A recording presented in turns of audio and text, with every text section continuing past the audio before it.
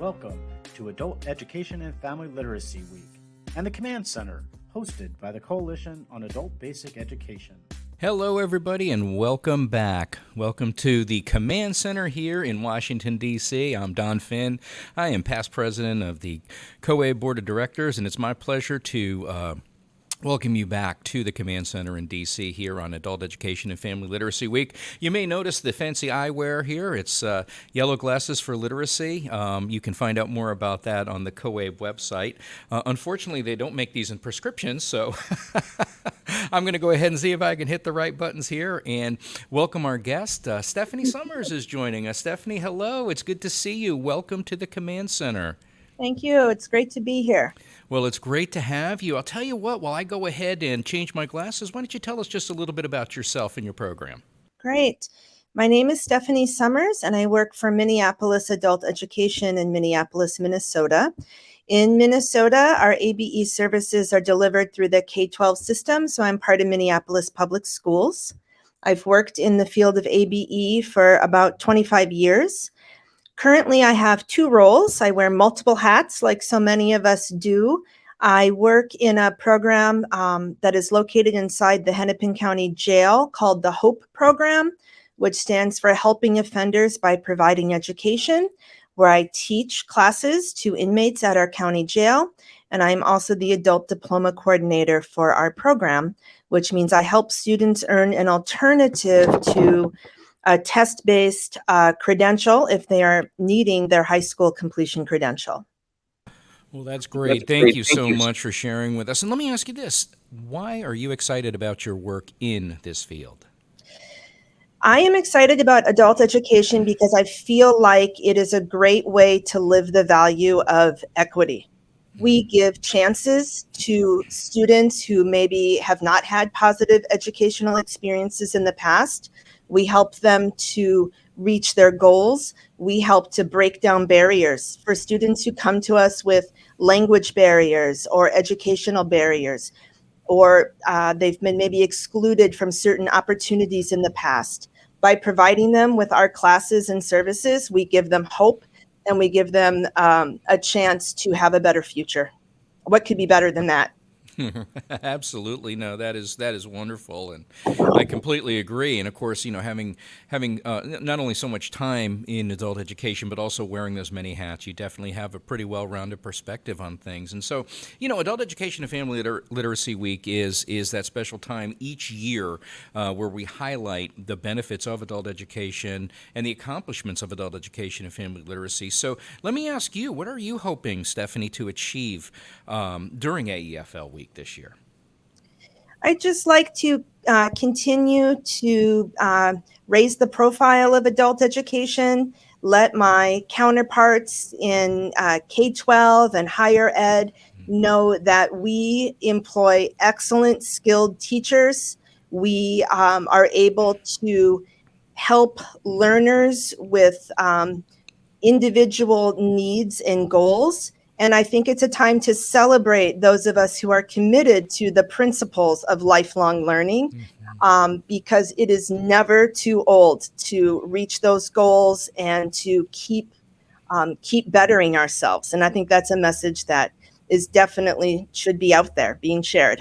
Yeah, absolutely. And what a great message, really, to adult learners and adult educators across the country, no doubt. And I think that that's, something that we have so many dedicated people in the field who really want to instill the benefits and the virtues of lifelong learning in their learners. And so that's excellent. So, as we're looking at one of the areas of emphasis during Adult Education and Family Literacy Week is engaging folks in the legislative process to reach out to those decision makers, those policy makers. So, from your perspective, what is the one thing, or maybe even multiple things, that legislators should know about adult education? What would that be?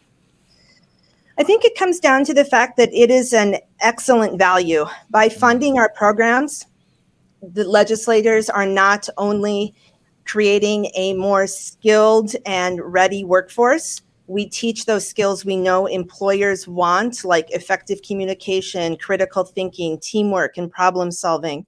But we also, by raising the literacy and education levels of parents, we help to elevate their students who are children in our schools. And so by investing in this one program, we are able to make multiple interventions, I think, for having more skilled workers, for having children who need less remediation, by having parents who are able to more fully participate in their communities as volunteers, as informed citizens, as voters.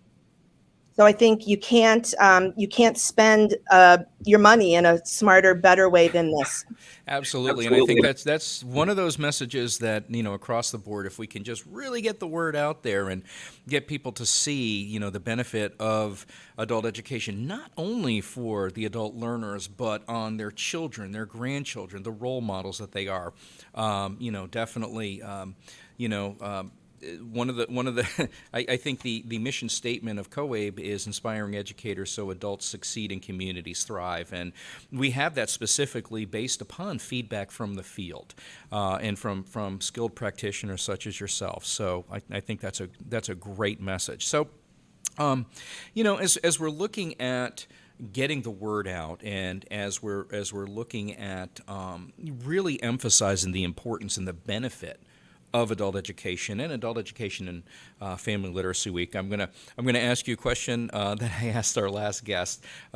If you were President of the United States, about to issue a proclamation for Adult Education and Family Literacy Week, what would that proclamation say? All right. Well, I've never written a proclamation before, but I gave it a try here. So. Okay. Because we know that America needs a skilled and educated workforce to compete and remain a world leader in the 21st century, we can't afford to leave anyone behind.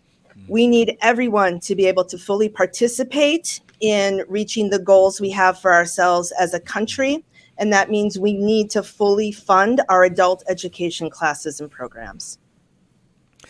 Okay, so you need to go to whitehouse.gov and just send that directly to President Joe Biden.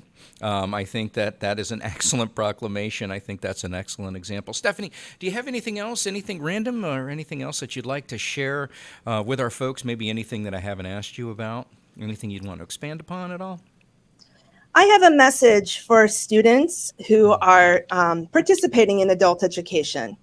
And during this week, I just really want to remind you that you should take time to celebrate yourselves and pat yourselves on the back. You are investing in yourselves, your families, and your communities. You are betting on yourselves that you can make a better tomorrow, and that is something that you should be proud of every day. Stephanie, that is heartfelt. We're going to leave it at that. Stephanie Sommers, thank you so much for joining us here at the Command Center. Keep up the good work. Your passion is just a great example. Thank you so much for all you do, and thank you for joining us. Thank you. Bye-bye.